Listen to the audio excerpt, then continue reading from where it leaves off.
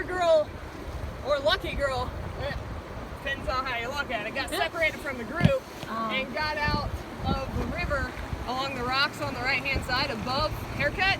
The rest of her crew and their boat ended up washing down through the rapids, all of them swimming. And so I pulled over and picked her up and everything and took her back down. Like, she rode through the rapids with us. Just like in the front of the boat, like, this is awkward, I don't know these humans. They just saved me. She was lucky. Yeah.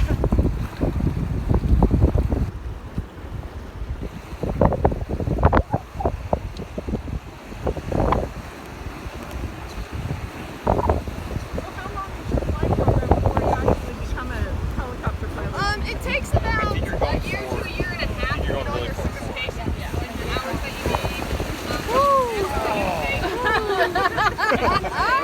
You started struggling, you were like flying like your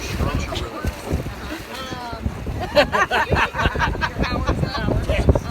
You need about 1,000 hours before a company is going to touch you with their turbine engines. Because most helicopters